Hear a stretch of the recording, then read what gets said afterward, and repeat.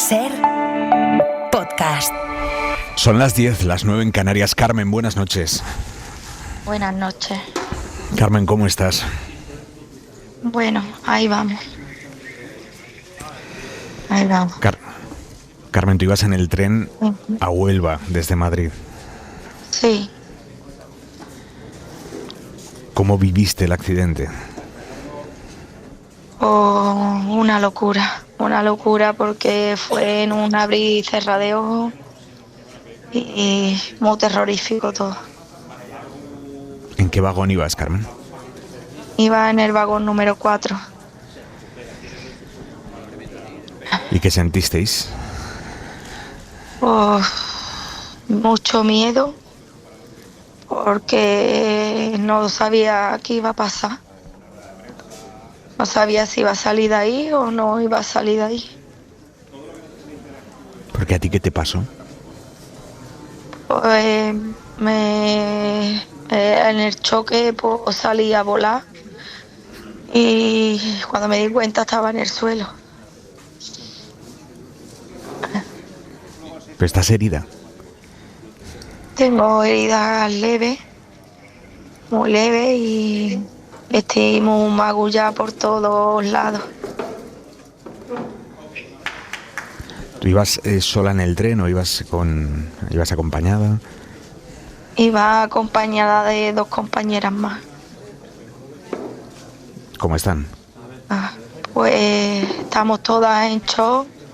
Gracias a Dios estamos aquí y todas magulladitas a las 3 y en estado de shock ahora mismo.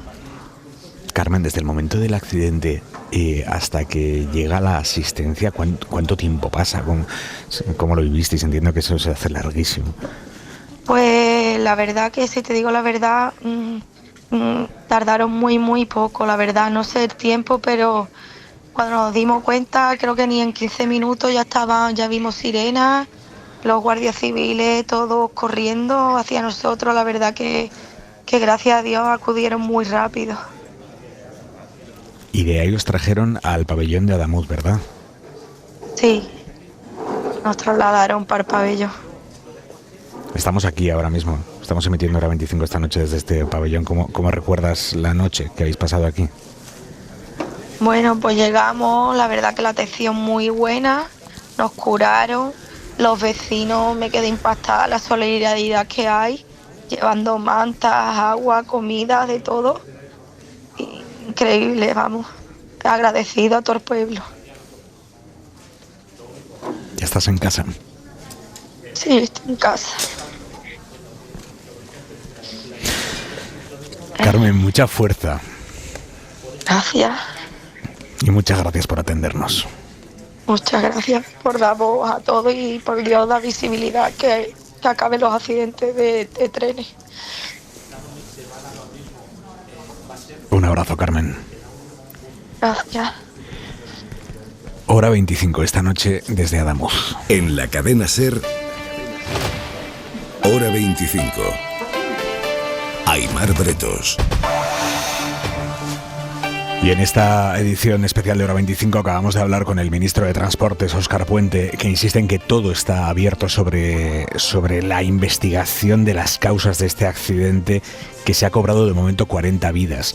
Ha explicado Óscar Puente que en la vía donde descarriló el tren de Irio hay tramos que están rotos, pero que no puede confirmar si esas roturas o alguna de esas roturas, la primera que parece la más sensible, no se puede confirmar a día de hoy que fuera la causa del accidente o que se rompiera a consecuencia de que el tren Irio se saliera y se cargara ese trozo de vía. Sí dice Óscar Puente que a priori no parece un fallo humano, eso prácticamente no lo barajan, porque el tren no iba pasado de velocidad, pero es muy prudente el ministro, insiste en que ahora mismo no se puede establecer nada y que hablar de causas en este momento es hacer el juego a la desinformación. Edu Hernández, buenas noches. ¿Qué tal, Aymar? Buenas noches. Sí, el ministro asegura que siguen recabando pruebas, que los técnicos están trabajando sobre la vía de manera que se reúnan todos los indicios para saber qué ha podido pasar. Sobre esa cuestión, la rotura del carril de la vía ya confirmada, el ministro señala que no se puede determinar de momento si es la causa o la consecuencia del suceso. Lo que sí que adelanta es que no hay constancia de que esa parte de la infraestructura estuviera rota de antes. No hay nada que nos diga que el carril pudiera haber estado roto antes de que pasaran los trenes, porque de hecho ya habían pasado trenes por ahí minutos antes. Por ahí han pasado 3 trenes antes que este en un lapso de 20 minutos, inmediatamente anterior, y no han tenido ningún problema. Al menos que nosotros sepamos. De momento, la idea de Adif a nivel operativo es tratar de despejar cuando se pueda una de las vías para poder mover trenes por ahí, viendo primero, eso sí, cómo está la infraestructura. Los trenes pasarán por esa zona con marcha a la vista, es decir, a una velocidad reducida, de manera que los maquinistas puedan ver todo el entorno con detenimiento. Esto serviría para trabajar sobre la otra vía afectada. Y Puente también nos ha dicho, Edu, que esperan tener reabierta la línea de alta velocidad entre Andalucía y Madrid entre el 2 y el 3 de febrero, o sea, estamos hablando de dentro de 2 semanas. Y Renfe acaba de presentar su plan alternativo de transporte para esos viajeros que se han quedado tirados al suspenderse la circulación del AVE. Sí, es un plan que va a combinar en un solo título el tren y el transporte por carretera en autobús. Básicamente, los trenes de alta velocidad van a circular hasta Córdoba, ahí los viajeros cogerán un bus hasta Villanueva de Córdoba y después seguirán su viaje en tren hasta Sevilla o Málaga. Han programado 8 frecuencias entre Madrid y Sevilla, 4 por sentido, y 6 entre Madrid y Málaga, 3 por sentido. Todas las plazas son de clase turista, con un precio fijo de 40 euros para los recorridos completos con destino Málaga o Sevilla. Las estaciones intermedias mantienen, eso sí, el precio comercial, el precio correspondiente según la distancia recorrida. Los viajeros, hay que recordar, pueden solicitar el reembolso gratuito de su billete original y adquirir uno nuevo correspondiente a los servicios incluidos en este plan alternativo de transporte, o realizar un cambio con devolución de la diferencia. El resto de los planes alternativos, que incluyen también viajes por red convencional, es decir, no de alta velocidad, los pueden consultar en nuestra web en cadenaser.com. Gracias, Edu. Hasta luego. Íñigo Vila, director de emergencias de Cruz Roja. Señor Vila, buenas noches. Hola, buenas noches. Esta tragedia lo tiene todo, y lo tiene todo para mal, porque el lugar aquí en Adamuz donde cayó el tren del Alvia es un infierno para acceder ahí. ¿Eso ha dificultado mucho la tarea de evacuación de los heridos? Sí, enormemente. El acceso a la vía exclusivamente por una vía secundaria, ¿no? Un camino de tierra hasta un pequeño andén donde había acceso a la vía. La temperatura, la hora, las pocas horas de luz que tuvimos especialmente al principio, bueno, y especialmente los 2 convoys, ¿no? Que son, al final había muchos afectados, dificultaron esos primeros momentos. ¿Cómo se consigue un orden en ese caos? Bueno, lo han hablado anteriormente algunos de los invitados, ¿no? La coordinación al final entre todos los cuerpos y fuerzas de seguridad de Estado, los diferentes, Sanidad, la Junta de Andalucía, el 112, en este caso nosotros, y la rueda de ambulancias en la que participamos. Pues bueno, al final tienes que ir cortando y dejando acceder, salir, ¿no? Y la verdad es que, bueno, habiendo solo una vía, no salió mal del todo, ¿no?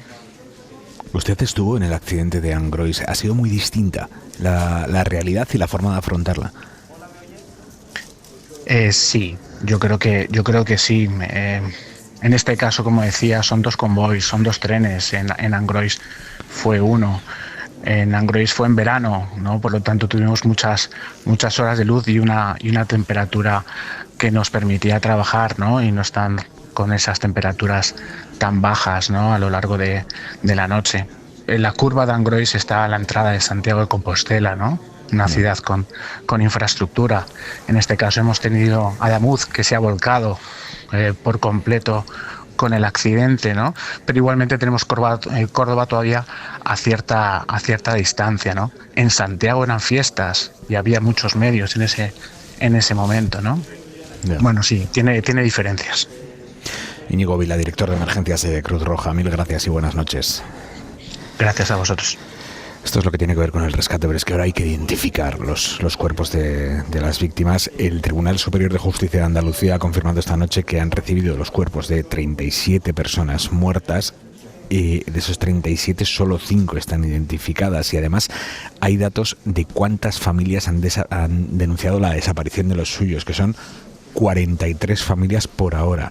Mercedes Díaz, hola de nuevo, Mercedes. Hola, buenas noches. Nos decía hace un momento en Hora 25 aquí el presidente de la Junta de Andalucía, Mercedes, que eso en cierta medida, entre muchísimas comillas, pero que es una noticia positiva, porque si hay 40 víctimas ya confirmadas y 43 denuncias de desaparición, quizá el balance de víctimas mortales final no aumente muchísimo más. Pero es que todo en un quizá, entre comillas, todo, Mercedes. Ahora mismo lo que informa el Tribunal Superior de Justicia de Andalucía es que hay efectivamente 43 denuncias de desaparecidos en Huelva, en Madrid, en Málaga, en Córdoba y en Sevilla. Se han presentado, son desaparecidos, cada uno puede tener una circunstancia, pueden ser cuerpos no identificados aún pero que ya estén en el Instituto de Medicina Legal de aquí de Córdoba, pueden ser denuncias de personas que estén en un hospital, o puede haber también denuncias de personas que estén todavía, cuerpos que estén todavía en los balcones, en los vagones que están volcados. Lo que sabemos es que hay 37 fallecidos que han llegado sus cuerpos al Instituto de Medicina Legal de la capital cordobesa, que 5 personas están plenamente identificadas por huellas dactilares y que se han realizado 23 autopsias. Aquí en la puerta del centro cívico que han habilitado para familiares, pues escuchamos todavía de vez en cuando algún grito de dolor y de angustia. Los psicólogos que acompañan a estas familias, que son de Cruz Roja, de Protección Civil, de la Junta del Ayuntamiento, nos han dicho que les han ofrecido pasar la noche aquí, pero no saben si alguno se va a quedar. Vamos a escuchar a una portavoz de Cruz Roja, Lourdes Escobar. Hay familias que sí, hay familias que no, depende de lo que decidan. Se les está facilitando espacios para que puedan descansar, pero ya es decisión suya personal de si prefieren irse a un hotel o prefieren estar más cerca de la información, aunque se les va a facilitar de una manera u otra, pero cada uno hace su propia gestión. Sigue montado también todavía a esta hora aquí el dispositivo de Policía Local, de Policía Nacional, que han acordonado el espacio, y continúan aquí, por supuesto, muchos medios de comunicación todavía. Francisco Carmona, buenas noches. Sí, buenas noches. Es director técnico y oficial jefe del Servicio de Diputación de Bomberos de Córdoba. Quedan zonas a las que no se ha podido acceder. No sé hasta qué punto los bomberos están trabajando en ese punto concreto, en el amasijo de hierros que son ahora mismo esos vagones a los que todavía no se ha podido acceder al interior. Correcto, tenemos un par de vagones todavía con 3 personas que no hemos podido sacarlas porque la situación también era insegura para nosotros, los grupos intervinientes. Si hubiéramos utilizado alguna maniobra de fuerza, pues podría haber un giro inesperado del vagón, de la estructura, y nos podría haber pillado nosotros mismos. Entonces, lo que estamos a la espera de... Ya mañana vengo ahora mismo del puesto de mando avanzado otra vez, sí. Y ya mañana, entre la UME que está apuntalando el Irio y una maquinaria pesada que por fin vamos a llegar hasta el Albia, vamos a empezar poco a poco tanto a levantar vagones como a ir desguazándolos con mucho tacto y mucho mismo para poder llegar a los cuerpos que están atrapados y poder extraerlos por fin. O sea, que dan por hecho que dentro quedan 3 cuerpos. Tenemos 3 cuerpos localizados todavía adentro, que ha sido imposible de sacarlos, ya les digo, porque el grado de atrapamiento es máximo y nos obligaría a realizar maniobras de fuerza que podrían poner en peligro a los propios bomberos, porque la estructura es inestable, es insegura, el escenario. Disculpe, señor Carmona, pero por aclarar, o sea, ¿ustedes ven 3 cuerpos o tienen localizados 3 cuerpos? ¿Eso quiere decir que son solo esos 3 cuerpos o son los que tienen localizados pero puede haber más? Nosotros tenemos localizado y ubicado esos 3 cuerpos. Cuando levantemos los vagones no sabemos si puede haber algo todavía debajo. No. Porque los vagones no nos permiten en el talud ver más de lo que hay debajo. No. O sea que no han podido... Sí.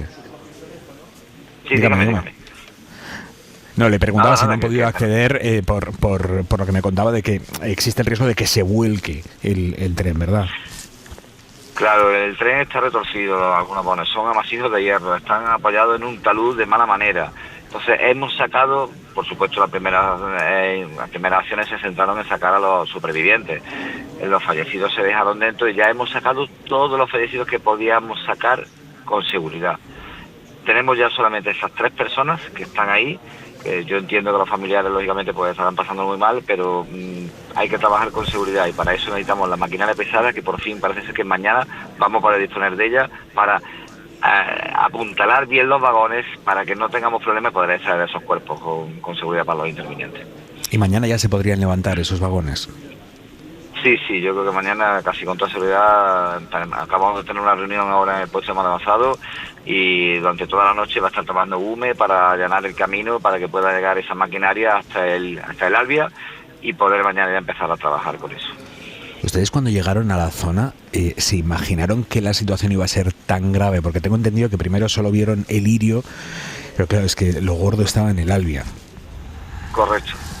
Lo que ocurrió fue que al ver el Lirio, nosotros mismos dijimos, bueno, pero esto no está tan mal, no está tan deformado, porque el Lirio es verdad que no está muy deformado, solamente tiene la máquina principal que está volcada, caída en la vía.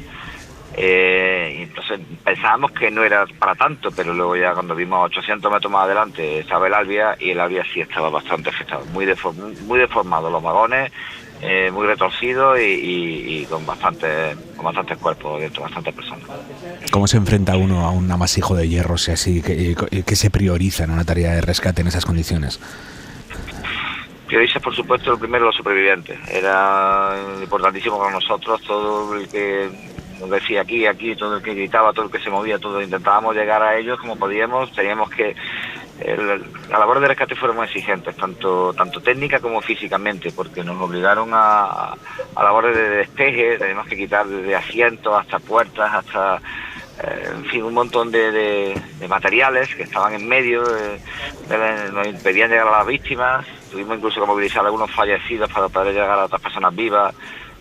Fueron labores complicadas y exigentes, duras físicamente también.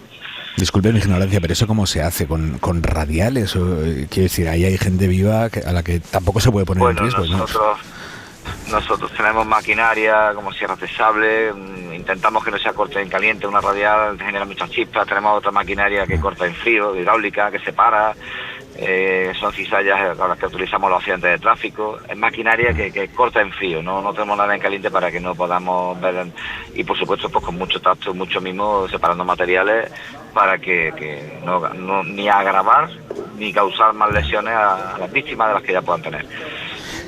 Entiendo que los supervivientes cuando están conscientes gritan y reclaman el rescate, pero si hay un superviviente que está inconsciente, ¿cómo se le diferencia de una víctima a la hora de priorizar su rescate? Eso tiene que ser complicadísimo. Sí, es muy complicado. Intentamos hacer un triaje, tanto sanitarios como nosotros mismos, y evidentemente los que vemos que respiran, los que vemos que tienen síntomas. De todas maneras, es verdad que las personas que sacamos a supervivientes estaban todas moviéndose, estaban todas reclamando atención y ayuda y bueno, no tuvimos así ninguna que estuviéramos inconscientes. Por lo menos le hablo de los vagones en los que yo estuve metido. En otros vagones, otros compañeros, porque hemos trabajado del Consorcio Provincial de Diputación de Córdoba, hemos trabajado 5 parques y del Ayuntamiento también. El Servicio Municipal también estuvimos trabajando conjuntamente. Entonces, lo que ellos encontraran al Ayuntamiento en otro vagón, ya no sé cómo está, ahí no le puedo hablar. ¿Es la primera vez que le toca trabajar en una situación de esta gravedad? Bueno, ya he tenido otras experiencias antes también, pero no tan grandes. Nosotros hemos tenido pues accidentes de tráfico grandes, hemos tenido muchos vehículos implicados, hemos tenido mercancías peligrosas, estuvimos en La Dana, yo llevo 28 años de trayectoria, o sea, ya he visto muchas cosas, por desgracia he visto muchas cosas, pero es verdad que este accidente con 40 fallecidos como hasta ahora, pues, hombre, se sale de fuera de lo habitual, es algo que te impacta, Francisco Carmona, director técnico y oficial jefe del Servicio de Bomberos de la Diputación de Córdoba. Muchísimas gracias y buenas noches. Nada, buenas noches a vosotros y esperamos poder mañana dar buenas noticias, sobre todo a los familiares, de que ya puedan tener a sus personas queridas. ¿De acuerdo? Ojalá. Mil gracias. Muy bien. Gracias a vosotros. Buenas noches.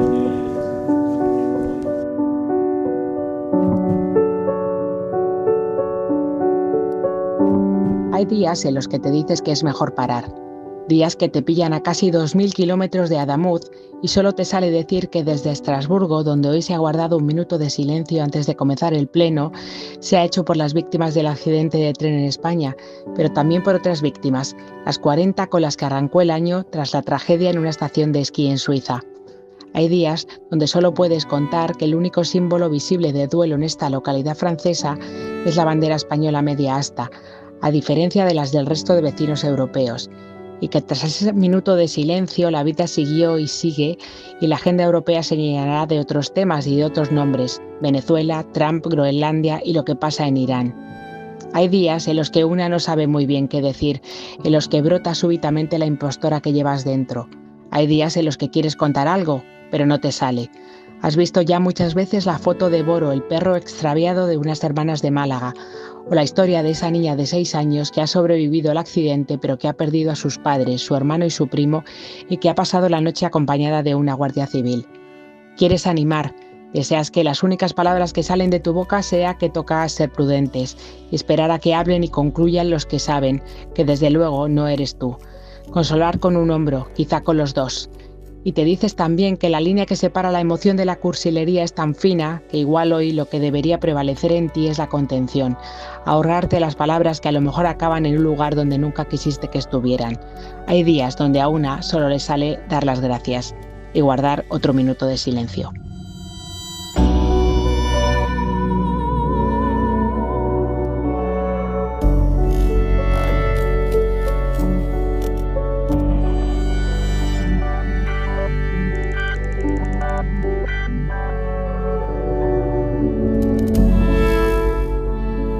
Marta Pérez Vargas, buenas noches. Hola, buenas noches, Aimar.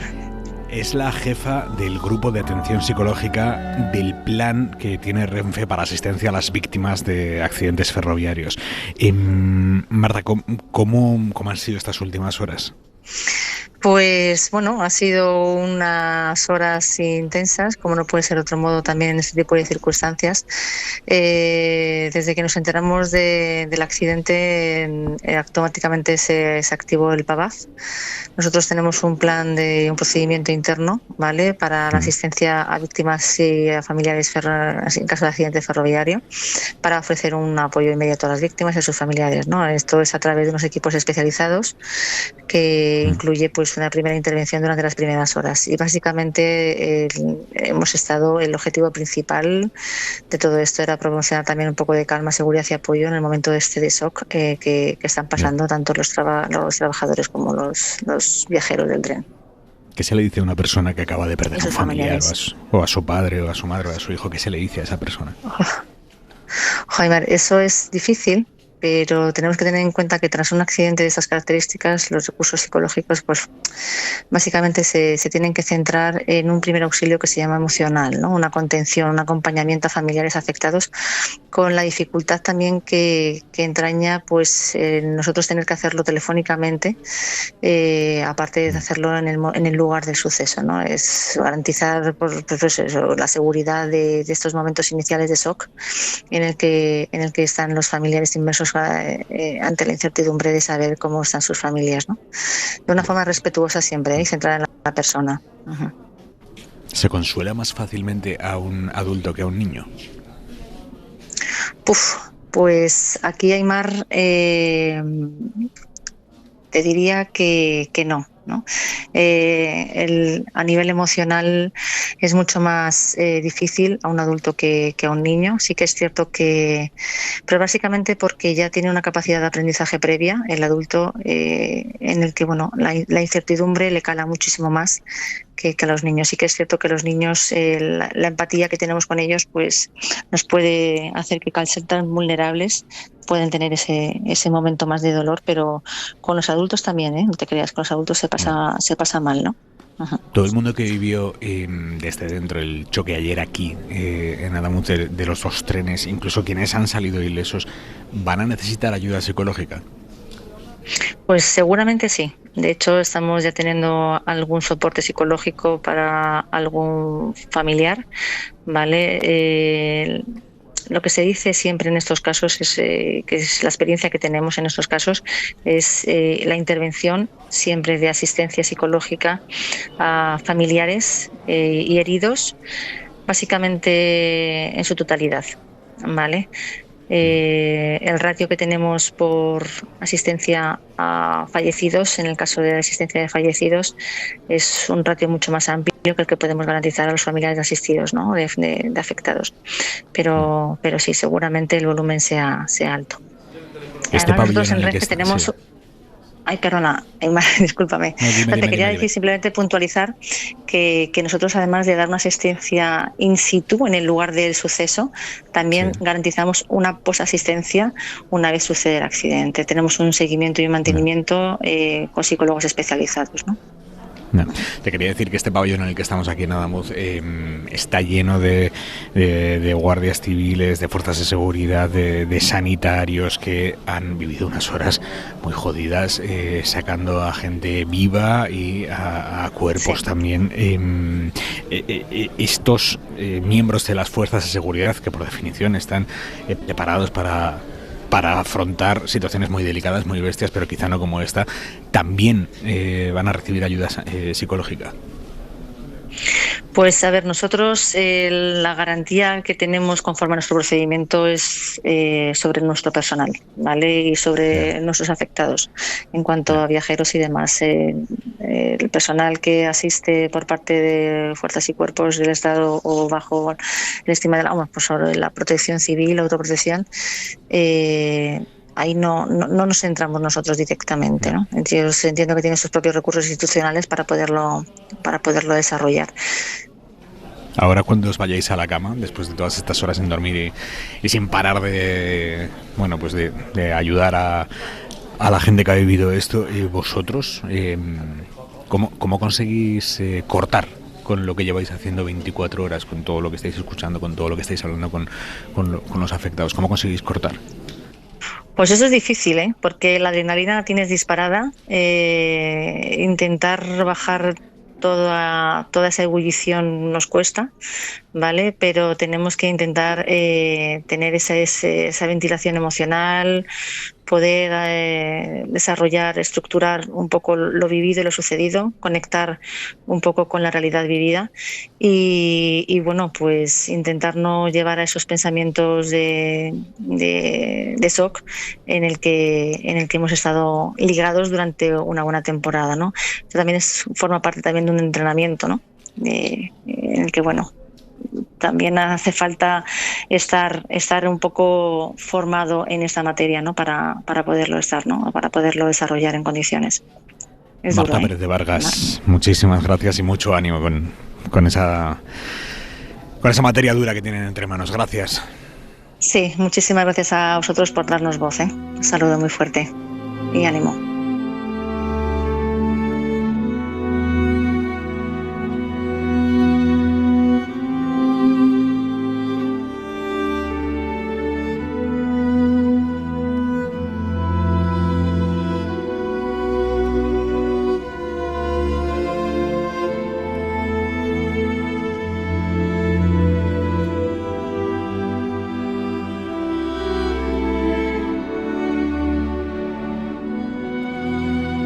Al final, una democracia son las libertades de los ciudadanos y los servicios públicos que utilizan. Servicios públicos que funcionan bien y sean universales. De las primeras hablamos continuamente, de los últimos mucho menos. La única satisfacción ante el dolor provocado por el accidente ferroviario del pasado domingo es, para los supervivientes y los testigos de sus imágenes, el buen funcionamiento de los servicios públicos. Lealtad institucional entre sus responsables, asistencia en lo posible a las víctimas y unidad de respuesta del Estado en todos sus escalones. Y sobre todo, la reacción de la sociedad civil, de los vecinos de Adamuz, que están echando el resto en paladas de solidaridad. Ojalá este punto y 25 no quede truncado por la realidad en los próximos días, como sucedió en otros lugares de los que hoy no cabe extraer comparaciones ominosas. 2 comentarios de una superviviente.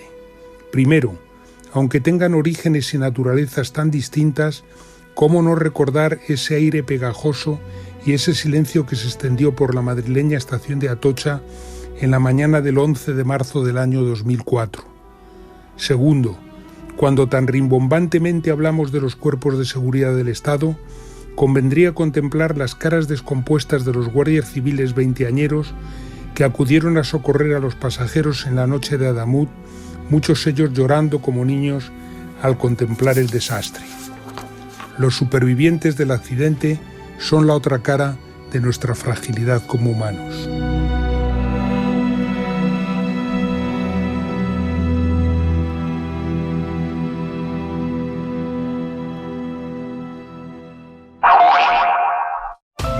Hora 25. Aimar Bretos.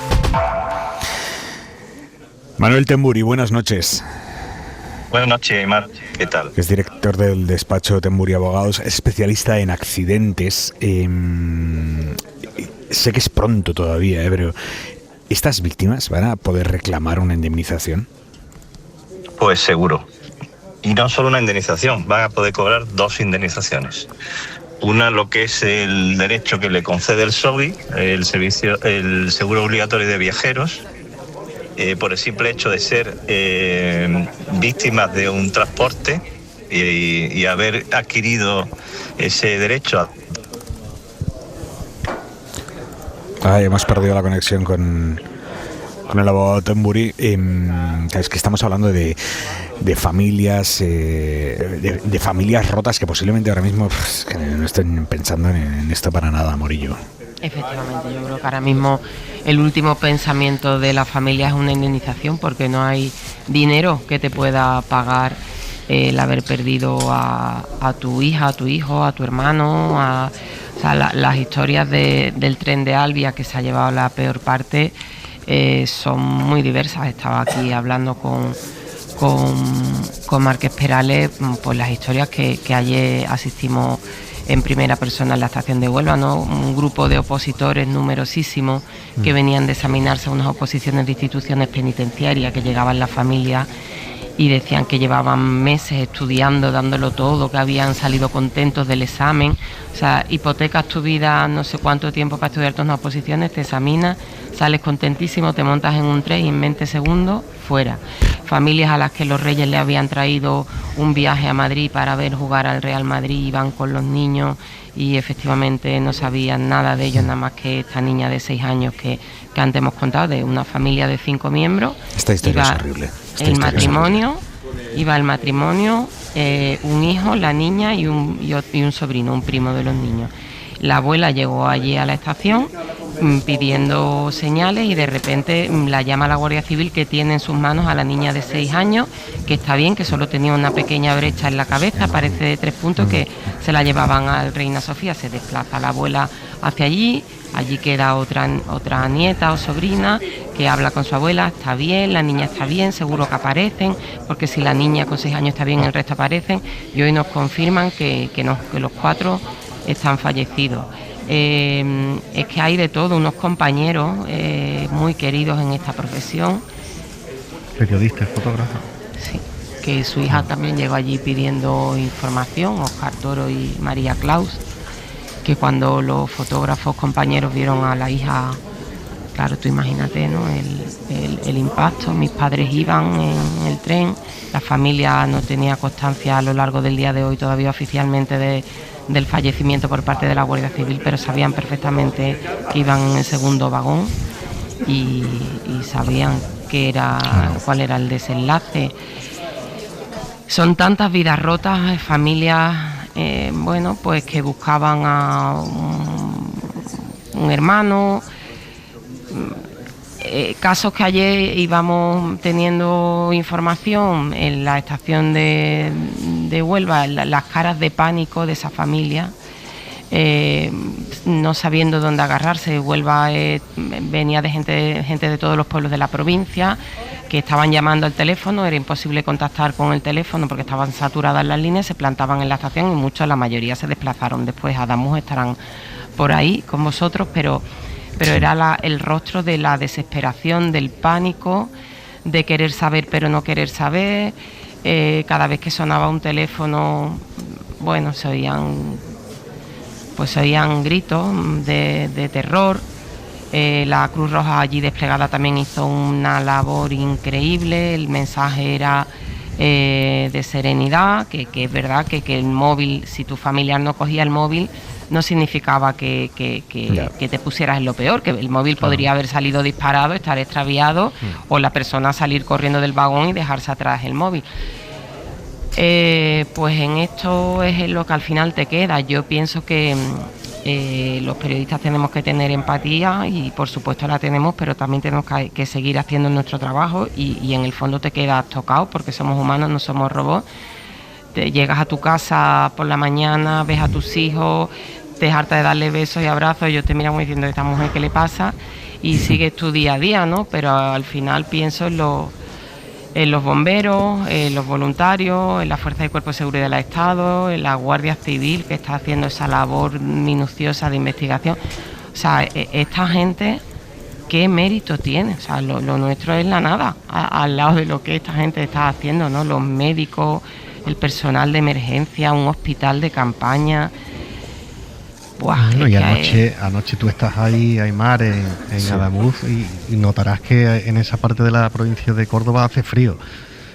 Y anoche... Estamos helados. Efectivamente, es que en Córdoba, además de mucho calor, hace también mucho frío. Entonces, anoche, claro, una noche muy mala, ¿no? A oscuras. Yo he hablado con el consejero de emergencia, que también es el de presidencia de la Junta de Andalucía, Antonio Sanz. Sí. Claro, lo que te describe cuando llegó anoche a Adamuz era absolutamente dantesco, porque es que había cadáveres sobre las vías. Fíjate que el testimonio que a la mujer a la que has entrevistado, creo que se llama Carmen de Huelva, ella iba en el vagón número 4. Y saltó por los aires, ha dicho. Saltó por los aires el número 4. Imagínate el 3, pero es que el 2 y el 1 son los dos vagones que están en el talud. Y al que no ha llegado todavía los bomberos, ¿no? En el que al menos hay 3 cadáveres localizados, según nos acaba de revelar Francisco Carrasco, creo que, o Francisco Carmona, del Consorcio de Bomberos de la provincia de Córdoba. Bueno, pues es que yo no sé si ha habido algún superviviente en esos vagones, porque sinceramente parece que no, y que casi la cifra de fallecidos va a coincidir con la gente que iba en ese vagón, más los 4 o 5 personas que han muerto en el Lirio. La verdad que es tremendo, ¿no? Yo, además, es que Huelva, Carmen lo está explicando, Isabel Borillo lo está explicando muy bien. Huelva es una ciudad pequeña, es una provincia que se articula muy bien en torno a la capital, digamos es una zona más entrañable donde todo el mundo se conoce, con lo cual el impacto está siendo demoledor, absolutamente demoledor. María José Martín, dame un segundo, Morillo, que está levantando la mano aquí conmigo en Adamuz, María José Martínez, que es nuestra jefa de contenidos aquí en Radio Córdoba y que está asintiendo cuando te escuchaba. Sí, porque además cuando escuchaba las historias que estaba contando Isabel Morillo, efectivamente Huelva, todos los afectados eran de Huelva anoche en el Hospital Reina Sofía. Familias se desplazaron, numerosísimas familias hasta aquí, o sea, no aguantaron a estar en Huelva esperando noticias. Había una gran familia que estaba esperando a su sobrina y a su hermana, en el caso de Herminia, y su cuñado. Cuando llegó su sobrina, que era herida leve, hubo algunas personas que nos dijeron que iban en el vagón 1 del Albia. Esto tal vez estaban algo confusas, pero eso fue lo que nos dijeron en el momento. Llegó esa sobrina y ella estaba durmiendo, el golpe llegó y le sorprendió durmiendo y estaba buscando a sus padres. No encontraba a sus padres y esa familia completa se fue de allí sin saber a dónde podía ir en todos los centros hospitalarios que se encontraban. Y no sabemos si los encontró.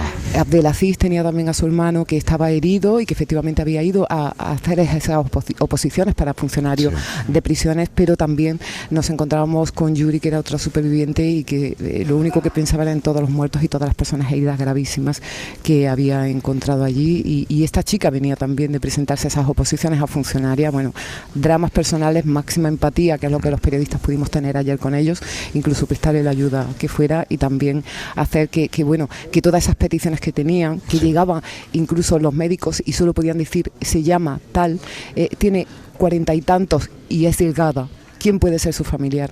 Esto esto es muy duro.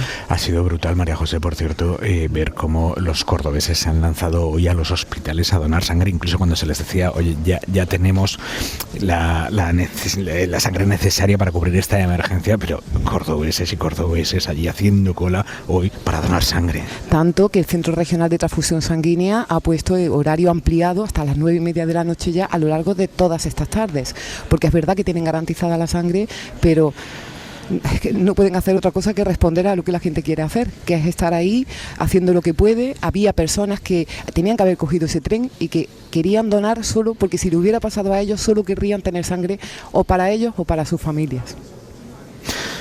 Manuel Temburi, hola de nuevo. Hola de nuevo, perdonad la interrupción. No, sí, es que aquí las conexiones van y vienen. Señor Temburi, estábamos hablando que posiblemente sea lo último en lo que están pensando ahora mismo las familias, pero es verdad que estas familias tienen derecho a indemnizaciones. Evidentemente es lo último, pero efectivamente tienen derecho a cobrar indemnización, y en este caso es una indemnización doble. Primero, existe un seguro obligatorio de viajeros que tienen derecho por el simple hecho de comprar el billete de tren, que le cubre una cantidad determinada de indemnización, siendo fallecimiento o siendo lesionado. Y por otro lado tienen derecho también a una indemnización por parte del culpable en el accidente, una vez que se determine la culpabilidad, por la responsabilidad civil, que es un baremo que es el mismo baremo que se utiliza para los accidentes de tráfico. No. Vale. O sea, ¿de cuánto estamos hablando? Es que, por ejemplo, el SOBI tiene por fallecido una cantidad exacta, que son 72.121 euros para los herederos por fallecimiento, pero la responsabilidad civil varía en función de los perjudicados que hayan quedado como consecuencia del fallecimiento. Es decir, si es un señor que tenía una esposa, la esposa vivía con él, llevaba más de 6 años, menos de 6 años, si tenía hijos, si los hijos eran menores de edad o eran mayores de edad, si eran dependientes, si no eran dependientes. Hay muchos factores que pueden influir en la indemnización final. Después, aparte, evidentemente cobrarían lo que es el lucro cesante, la pérdida de ingresos producida por ese fallecimiento. A lo mejor es un padre de familia y dependían de ellos, pues 5, 6, 3, 2 niños, pues tienen derecho a cobrar también una indemnización en función de esa pérdida económica. Evidentemente también tendrían que pagar, eso sí o sí, con independencia de estas indemnizaciones, pues todos los gastos que se les suponga, si es fallecimiento, gastos de psiquiatría, si necesitan cualquier tipo de terapia psicológica, psicoterapia, etcétera, etcétera. Gastos de entierro funeral, acompañamientos de familiares, etcétera, etcétera. Eso de manera fija lo tiene que pagar, evidentemente, en este caso, inicialmente la empresa transportista, ¿vale? Ya, pero sí que hay una parte que es de quien se determine que tiene la culpa, ¿no? O sea, quiere decir que lo primero, sí. O sea, lo que es el SOBI, lo primero lo es tiene la que parte pagar de la empresa transportista, eso seguro. Eso lo paga la empresa transportista sí o sí. Además tiene un plazo de 15 días desde la reclamación por parte de los perjudicados, siempre que se acredite la relación con la persona fallecida. Y de los lesionados, evidentemente, también una vez que se determine el alcance de su lesión, ¿vale? Vale. Tienen 15 días para abonar al menos un adelanto, que en este caso la ley establece 21.000 euros. Vale. Manuel Temburi, muchísimas gracias, buenas noches. Nada, buenas noches, muchas gracias a vosotros. María José, ayúdame a describir al resto de España dónde estamos y cómo está cambiando este lugar, este pabellón que es un pabellón festivo. Decíamos al inicio de la 25 que al final claro, una caseta municipal. Es una caseta municipal, aquí se hacen los bailes, aquí se hacen las comidas del pueblo, y aquí en las últimas horas han vivido cosas muy tristes, muy bestias. Muy terribles. Pues a esta hora, en esta gran nave, en esta gran caseta municipal de Adamuz, se encuentra el alcalde al frente, concejales, vemos a los equipos de protección civil, todo está lleno de medios de comunicación. Si nos fijamos a un lateral de esta caseta municipal se encuentran todas las mantas que han donado, todas las ropas que se encuentran aquí, clasificadas para que puedan ser aprovechadas. Vienen a representar, es como una metáfora de la solidaridad del pueblo de Adamuz, porque es un pueblo, son unos muchísimos habitantes, casi 4.000 que se han volcado, desde los que están sirviendo a las personas que vienen a trabajar aquí, a los que han traído todas estas ropas, y es casi un símbolo de cómo este pueblo ha querido abrigar a las víctimas, a los familiares, a todos los equipos operativos y a los centenares de personas que llevan trabajando horas y horas y que siguen encontrándose a 7 kilómetros escasos de esta caseta municipal, donde no podemos acceder, para que también haya... Esto no ha sido malo porque así se ha preservado mucho el trabajo, y todo lo que están contando pues son escenas dantescas, pero aquí viene a representarse la gran solidaridad del pueblo de Adamuz, la importancia mundial de esta noticia con todas las televisiones que hay en este momento y los trabajos operativos de policías locales, protección civil, bomberos, equipos de toda la provincia, de otras provincias, de otros lugares, que voluntariamente y con toda la adrenalina de todas estas horas para luchar contra la catástrofe pues se encuentran todavía aquí con nosotros. Hay una historia de las muchas que son terribles y que nos están atravesando a lo largo del día de hoy, Morillo, que es especialmente fatal, que es la del padre que ha pensado que su hija estaba viva, lo ha contado así en la tele y finalmente resulta que no. Claro, yo creo que cuando estás en un momento de desesperación te agarras al hilo que te den, ¿no? Entonces hay un padre de una chiquilla de Lepe, de un pueblo de Huelva, que llevaban desde ayer buscando a la chica, y hay una amiga de su hija, sanitaria, que dio con unas placas, con una radiografía de esta chica en un registro del hospital de Córdoba. Entonces pensó que su amiga, la hija de este señor, efectivamente estaba en el hospital porque había unas placas que la localizaban allí. Entonces este señor ha entrado en un programa de Canal Sur con Toño y Moreno, emocionado. Mi hija está bien, está viva, o sea, por lo menos sé que está viva. Una amiga suya me ha confirmado que hay pruebas médicas suyas en este hospital, y resulta que las pruebas médicas eran de 2021, que no está localizada ahora mismo. Hace una hora seguía sin estar localizada. Desde el ayuntamiento aseguran que no saben nada. Se empezaron a suceder de nuevo llamadas en redes, que ha habido muchísimas llamadas de familias, de amigos en redes, diciendo no sabemos nada, sigan buscando, no sabemos nada. Y bueno, pues es un drama, ¿no? Porque este padre estaba desesperado.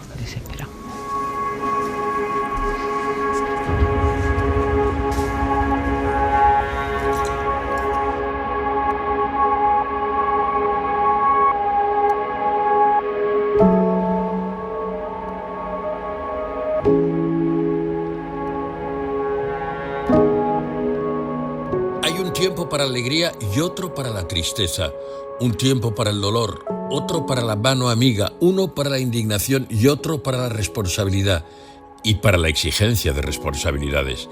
En el terrible desastre humano del choque de trenes hemos redescubierto esa verdad y el consuelo de que ningún personaje público, salvo quizá alguno que seguramente sea nadie, ha confundido el momento del dolor con el del provecho propio.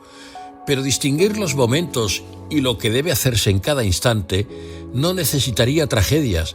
Bastaría leer la vieja Biblia, que en el Eclesiastés nos recuerda que todo tiene su momento oportuno. Hay tiempo para todo lo que se hace bajo el cielo, tiempo para nacer y tiempo para morir, tiempo para plantar y tiempo para cosechar, tiempo para llorar y tiempo para reír, tiempo para la guerra y tiempo para la paz. Algo parecido, en mucho más laico, nos lo enseña un gran poeta del siglo XX, T.S. Eliot, en sus 4 cuartetos. El escritor británico nos recuerda las diferencias entre el tiempo de las estaciones y las constelaciones, el tiempo de ordeñar y el tiempo de cosechar, y concluye que existen vínculos muy poderosos en la sucesión de los momentos que atravesamos, porque en mi comienzo está mi fin. En sucesión, las casas se elevan y caen, se desmoronan, son ampliadas, las casas viven y mueren. Hay un tiempo para construir y un tiempo para vivir y para la generación. y un tiempo para que el viento rompa el cristal suelto. En mi comienzo está mi fin. O sea, estamos autorizados a concluir que si en el comienzo está nuestro fin, en el fin podemos adivinar nuestro comienzo. A lo mejor esta idea les puede ser útil a quienes tanto sufren en estas horas.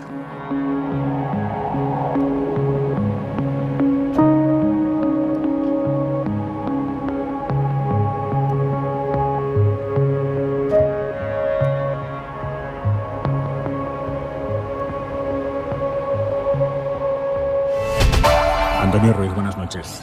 Hola, buenas noches. Jefe de la policía local de Adamuz. Lo primero, ¿cómo está usted? Pues bueno, cansado, pero todavía, pues bueno, intentando resolver todos los problemas y todo lo que se nos presente por delante. Ustedes fueron de los primeros al llegar al lugar de la tragedia. ¿Qué se encontraron allí? Fuimos muchos los que llegamos al lugar rápidamente, pues bueno, pues las voces en la oscuridad, gente que lloraba, gente que gritaba, gente caminando de un lugar a otro sin un rumbo fijo, gente con maletas, gente que no llevaba absolutamente nada.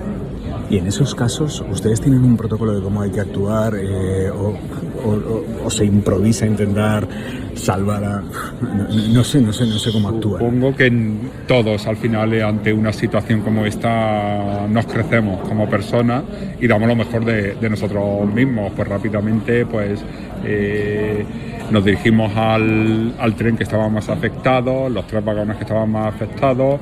De los otros trenes y vagones parecía que la gente había salido por su propio pie, aunque había heridos, pero habían salido más o menos por su propio pie, y nos dirigimos sobre todo a los 3 más afectados a sacar por las ventanas los heridos que habían, que no podían por ellos mismos. A pesar de la experiencia de alguien que, como usted, lleva tantos años en la policía municipal, en este caso, entiendo que alguien no está preparado para algo así nunca.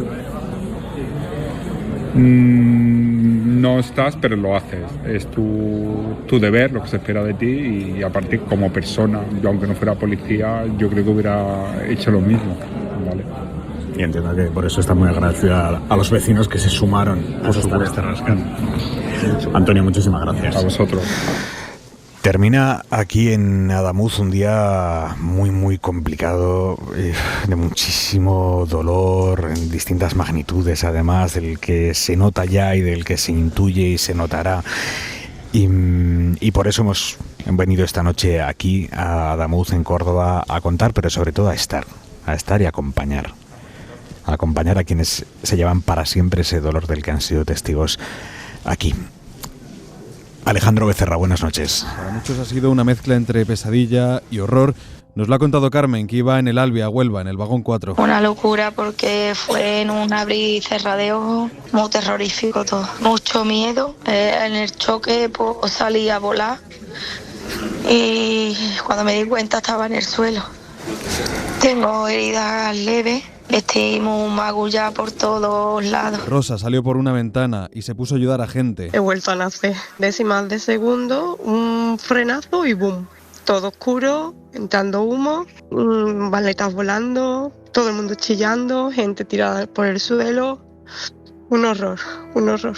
Partimos la ventana, estuvimos en el arcén y en la vía del tren sacando a más gente, a más pasajeros, auxiliando a las personas que estaban más grave. Esto nos lo contaba en Hora 14. Muchos vivieron asustados el frenazo en seco, los golpes, los heridos. El frenazo que pegó el tren primero nos alertó, pero luego vino seguido de otro frenazo muy grande, que fue cuando se empezaron a caer las cosas del tren, la mesa se arrancó por completo, se nos cayó encima. Un señor que estaba sentado en la mesa de 4, se nos cayó encima de mi pareja y mía. Y también los muertos. Hoy hemos escuchado el desgarrador testimonio de Ana, que viajaba con su hermana en el vagón 7 de Irio. Había algunos que estaban muy bien y hay gente que estaba muy mal. Y los tenías delante y sabías que se te iban y no puedes hacer nada. Las víctimas han relatado el peligro. Un freno en seco. Se ha apagado todo, me ha desplazado y yo no sé, he dado vueltas de campana. Y la incertidumbre por los familiares heridos y desaparecidos. Nos han dado a entender los médicos que tiene que pasar un milagro para que Patricia pues siga para adelante, pero bueno, creemos que sí, y que ella es muy fuerte. Hoy estamos escuchando a un pueblo, Adamuz, volcado con la tragedia en su peor noche. Pues yo como vecino toda la noche llorando, impotente. Empezaron a pedir mantas, empezaron a pedir grupos electrógenos, que yo de hecho tenía uno en mi cochera, salí corriendo con él, otros llevaron un foco, largadera. Vecinos como Gonzalo, que llegaron de los primeros, rompieron las ventanas del tren y llevaron a los heridos en un quad. Esto nos lo ha contado en Hoy por Hoy. Cuando llegamos allí con la Guardia Civil, en primera instancia, yo entré con una barra de uña que llevaba en la mano, rompiendo vallas para poder acceder a la zona, sí, para abrirle paso a ellos. Sí. Y le dije, sargento, mi teniente, tengo un quad en casa con cablestrante. Digo, ¿puedo echar una mano, sacar heridos? Ha sido durísimo el testimonio de Natalia aquí en Hora 25. Natalia tiene un hermano, Jesús, que es médico, del que no sabe nada. Hemos peregrinado por todos los hospitales de Córdoba y no consta nadie ingresado con su nombre. Parece que nos llegan rumores de que ahora mismo, pues, entre los fallecidos que hay, pues que tampoco lo han encontrado, pero claro, también... El teléfono de Jesús lo cogió otra pasajera y estuvieron en contacto con ella. Han podido recoger su móvil, pero no hablar con él. La esperanza es lo último que se pierde, ¿no? Lo que pasa es que es verdad que cada vez pues pasan más las horas, no tenemos su noticia suya y nosotros pudimos llegar y recoger su móvil. Entonces ahora el móvil lo tenemos nosotros, pero no sabemos nada. Tenemos su móvil, pero no lo tenemos así. Son las voces del dolor de quienes sienten que han vuelto a nacer, las voces de una tragedia que va a ser difícil de olvidar.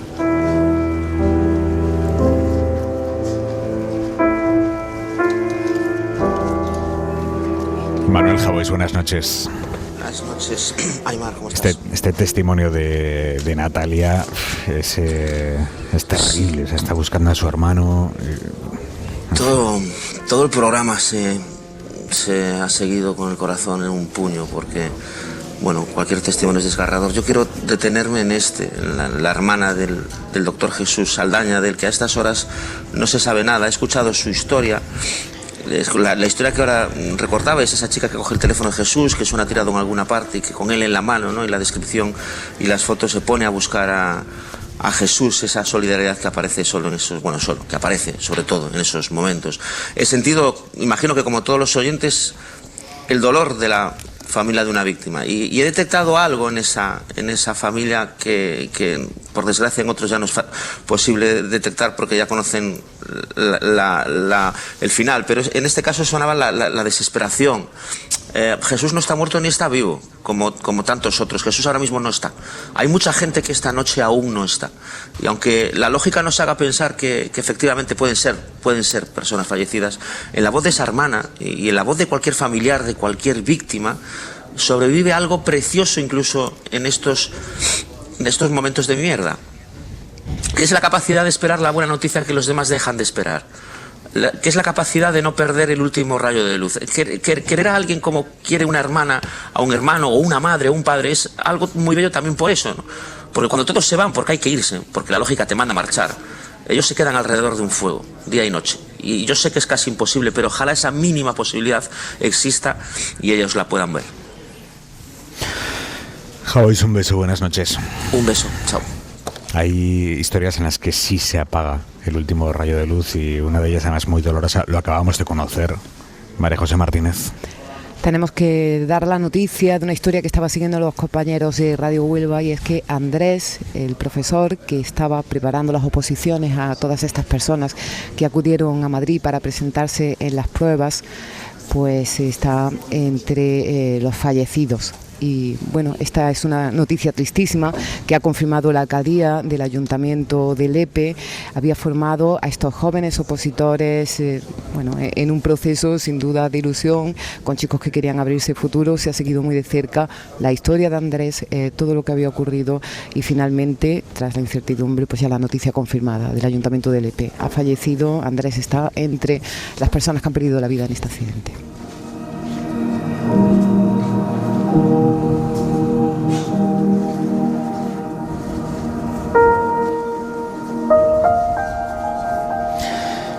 Y lo peor, Morillo, es saber que mañana vamos a seguir así, con este goteo tan terrible que estamos viviendo en directo. Isabel, ¿estás ahí? Sí, estoy aquí. Hola. Ahora. que sí, que nos quedan muchos días de dolor y de consternación, y más le queda a las familias, claro. Lo que espero es que mañana por fin puedan acceder ya a los 2 vagones estos. La maquinaria tiene que retirar el Lirio y entrar en los 2 vagones del Albia, y por lo menos los familiares con fallecidos al menos mañana terminen ya con esta incertidumbre tan negra, ¿no? Y entren en otro proceso que es igual de doloroso o menos doloroso, que es el del duelo, pero que posiblemente sea menos doloroso que esta incertidumbre de estas horas. Lo último que me cuentan es que efectivamente que creen que mañana estará listo, que mañana al mediodía puede estar listo, haber entrado y saber ya cuánta gente quedan ahí. Fernando Pérez Monguío, que es nuestro jefe de informativos de la SER en Andalucía, acaba de estar hablando con autoridades que tienen mucha información de lo que está pasando allí. ¿Qué te dicen, Fernando? Sí, el consejero de Presidencia, Emergencias y Sanidad de la Junta de Andalucía, Antonio Sanz, que está precisamente en este pabellón, en esta caseta municipal donde estamos emitiendo Hora 25, nos actualiza los datos. De 41 ingresados pasamos a 39, 2 han sido dados de altas. De los 40 fallecidos, 37 están en el Instituto de Medicina Legal, efectivamente. Los 3 restantes serían los identificados precisamente en el vagón, como te han contado los bomberos que quieren rescatarlo mañana. 27 están identificados y ya se les ha comunicado a 27 familiares esto. Las 43 denuncias, muchas de ellas están duplicadas de desaparición, con lo cual coincide con la cifra de 40, como nos reafirmaría, acrecienta la esperanza del presidente de que no haya... con enorme cautela, prácticamente estén equiparadas ambas cifras. Eso es lo fundamental. Bueno. Ricardo Insa, buenas noches. Buenas noches. Es catedrático de Transportes y Ferrocarriles en la Universidad Politécnica de Valencia. Le agradezco mucho que nos atienda esta noche, en la que lo último que queremos es especular, pero sí que nos gustaría que nos dijera qué información cree usted que puede ser clave en los próximos días, semanas, para esclarecer lo que ha pasado aquí. Bueno, la verdad es que es difícil hablar de esta situación así, de cosas que hay que hacer después de oír los testimonios, ¿no? Y las noticias, las incertidumbres. Pero bueno, de cara a lo que hay que seguir haciendo para analizar las cuestiones, ya se están tomando datos en vía, en lo que es el accidente, en la zona del accidente. A partir de ahí hay que ir montando pues una serie de hipótesis de trabajo para hacer una reflexión y un análisis riguroso. Ya he visto en algunos medios que ha aparecido pues alguna noticia de si soldaduras, de si... Bueno, esto es muy interesante, pero todo esto forma parte del análisis de todo el conjunto, de toda la información, y como digo, hay que establecer ahora una serie de hipótesis que luego tienen que ser contrastadas, que luego tienen que ir siendo seleccionadas y poquito a poco pues ir intentando ir a la causa última, pues para intentar esclarecer al máximo y ponerse en marcha, ¿no? Pues para intentar mejorar todo lo que se pueda. Catedrático, en estos momentos en los que el que no se queda callado es porque no quiere, veo. Hay gente subiendo a las redes sociales vídeos de gente que grababan vibraciones a bordo de los trenes y demás, como dando a entender que los trenes que se movían demasiado. ¿Hay algo raro ahí? ¿Es normal que un tren vibre mucho, como estamos viendo en alguno de esos vídeos? Bueno, lo que no es raro es que haya tanta información mezclada, unas series de hipótesis y tal. Entonces, yo creo que hay que ser muy prudente con esto. No solamente hacer el análisis y montar esas hipótesis de trabajo que he comentado a partir de los datos del propio accidente, sino también tomar en cuenta toda la información previa, todos los trabajos que se han hecho, las auscultaciones. El equipo que está realizando esa labor tiene profesionales excelentes y lo sabe hacer perfectamente, ¿no? Entonces, esos ruidos de todas estas cosas, pues el equipo de profesionales pues sabe seleccionar y sabe ir montando pues esas hipótesis de trabajo que son las que hay que analizar. Todo lo demás, bueno, sí, pues es distraído, es tal, pero en fin, hay que darle un poco de rigurosidad al asunto, y yo esperaría un poquito a todo ese proceso. Le pregunta a Juanma Márquez. Buenas noches. Buenas noches. ¿Se ha referido usted a algo que efectivamente se había comentado esta tarde a raíz de lo que ha dicho el propio ministro? El propio ministro ha dicho que hay una rotura en uno de los o en varios tramos del Rey, y hay gente que lo ha relacionado con un error o con un fallo en las soldaduras. Bueno, vamos a ver. Lo primero es que hay una rotura en el carril. Parece ser que se ha observado esa rotura, pero tampoco se sabe si es la causa o el efecto. Hay que seguir trabajando con todo esto y una vez se vaya aclarando un poquito el asunto, pues ya se puede entrar en la tecnología de la soldadura, en cómo se ha hecho, en fin, esto. Pero, repito, no está claro que sea la causa. Se está investigando allí, ¿no? A pie de accidente, y es un dato interesante a tener en cuenta, pero bueno, aún falta bastante trabajo sobre esto. Catedrático, muchísimas gracias, buenas noches. Muy bien, pues buenas noches y gracias por llamar. Muy bien, hasta luego. En este pabellón, en esta caseta de Adamuz en la que estamos hoy, se ha vivido una imagen muy importante, que ha sido la de la unión de las distintas autoridades, administraciones, todos juntos, todos estaban en la misma foto y todos estaban a una, el Gobierno Central, la Junta de Andalucía, la Diputación, el Ayuntamiento, todos juntos ante una catástrofe que, joder, es que es lo suyo, ¿no? Pero es que venimos de donde venimos, de la Dana el año pasado, y aquí, en esa comparecencia conjunta es donde Pedro Sánchez ha prometido que se va a llegar a la verdad. David Junquera, buenas noches. Buenas noches. Esa foto en peligro de extinción, esa imagen que echamos de menos en infinidad de ocasiones, la hemos visto hoy, Aimar, distintos niveles de la administración, diferentes opciones políticas de la mano. Estos eran el presidente Sánchez y el presidente de la Junta, Juanma Moreno, esta mañana compareciendo juntos. Hemos estado trabajando conjuntamente con el Ayuntamiento, con la Diputación Provincial de Córdoba, con la Administración General del Estado, con el Gobierno de España. El Estado ha actuado como tenía que actuar, unido, coordinado y con lealtad, como se ha dicho antes. Un pegamento institucional del que también ha hecho gala Feijóo, que ha alabado la gestión de todos. No es fácil gestionar esto, pero lo cierto es que creo que se está haciendo con mucha profesionalidad, con mucho rigor, con mucha responsabilidad. Lo único parecido a un reproche que ha soltado el líder de la oposición es esta respuesta cuando ha sido cuestionado por si había hablado con Sánchez. Por parte del Gobierno, de momento, no tenemos ninguna información como partido político ni como jefe de la oposición. El presidente del PP ha reclamado la verdad porque dice, se la debemos a las familias, pero también dice, mientras se desarrolla la investigación, ahora es tiempo de consolar y acompañar. Sobre las pesquisas ha hablado el propio Sánchez. Vamos a dar con la verdad, que vamos a conocer la respuesta del origen de la causa de esta tragedia. El presidente que pide evitar los bulos para no causar más dolor. En otras tragedias también lo hemos sufrido.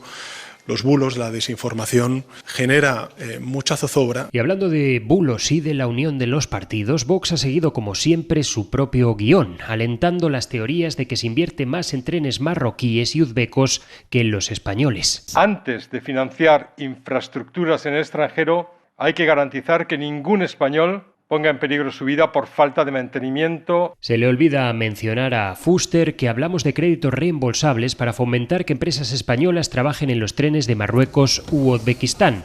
Vox es el único partido que ha seguido hoy con su actividad política normal y que no tiene previsto anular sus actos de campaña a pesar del luto nacional de 3 días.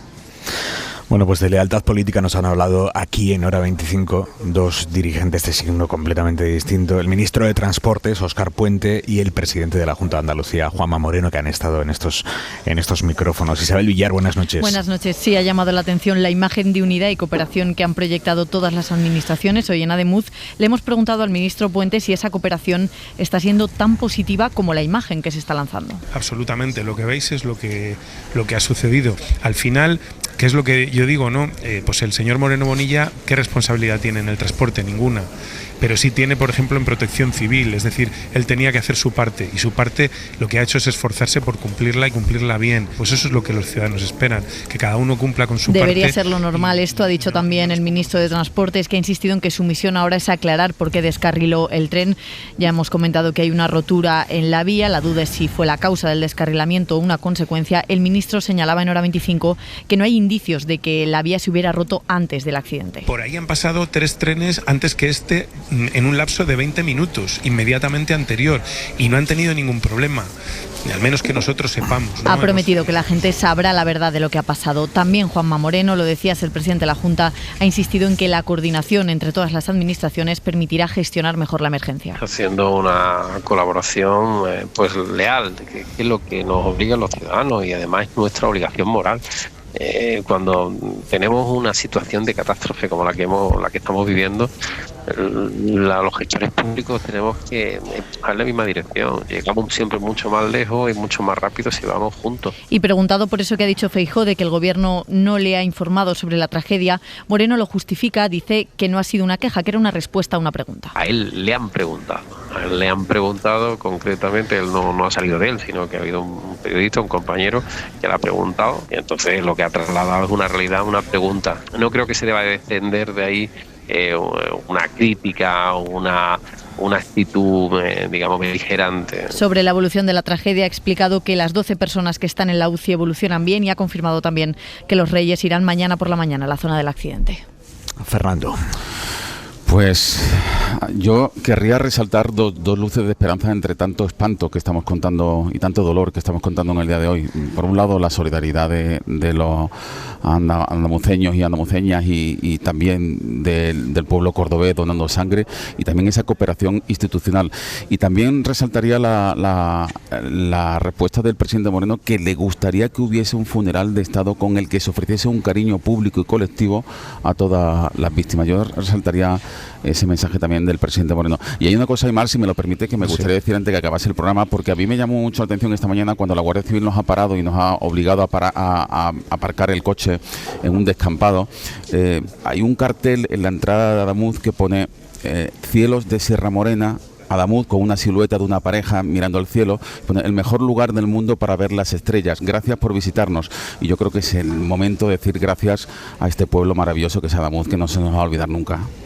Bueno, yo además de las historias y de toda la unión y de estas luces, la magnitud de la tragedia para mí tiene fotografías, que son el hospital de campaña, que se montó en Adamuz rápidamente, el batallón sanitario con mascarillas, que pudimos ver anoche frente a numerosísimas familias. Esto es una imagen que no vamos a olvidar, los coches fúnebres que comenzaban a llegar al Instituto de Medicina Legal de la Ciudad de la Justicia de Córdoba, los lloros de los familiares que hemos estado siguiendo a través de nuestra compañera Mercedes Díaz, y sobre todo la memoria de las personas que han tenido que sufrir este accidente ferroviario. Morillo.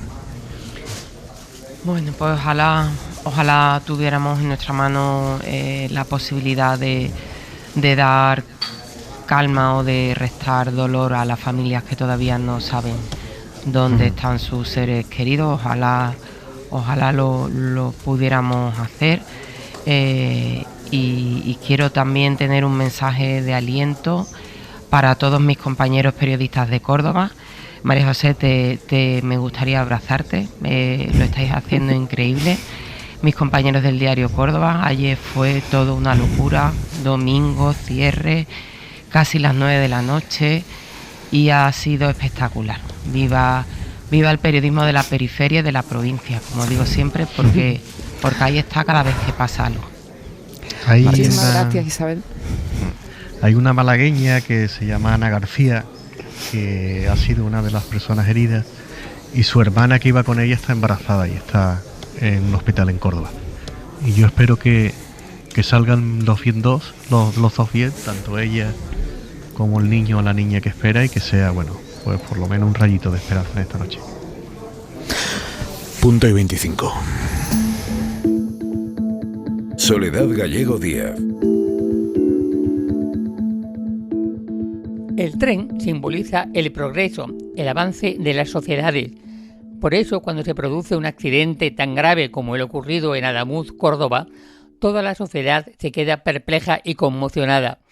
En este caso el impacto es aún mayor porque ha implicado a 2 trenes distintos de 2 compañías diferentes y porque los daños han sido tan formidables, no solo por el alto número de víctimas, sino también por la dificultad que está existiendo para extraer e identificar a los fallecidos.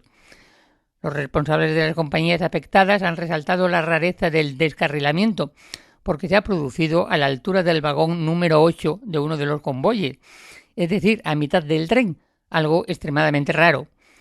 Importa que las autoridades se coordinen para facilitar la identificación de las víctimas, acortar el sufrimiento de los familiares y para establecer rápidamente cuáles han sido las causas del accidente. En cualquier tipo de accidente, lo primero que piden los ciudadanos es coordinación y entendimiento entre las autoridades para atender a las víctimas y establecer los hechos. Y es de agradecer que en Andalucía estén trabajando y dando la cara conjuntamente los responsables del Estado y de la comunidad autónoma, Pedro Sánchez y Juanma Moreno. Punto y 25.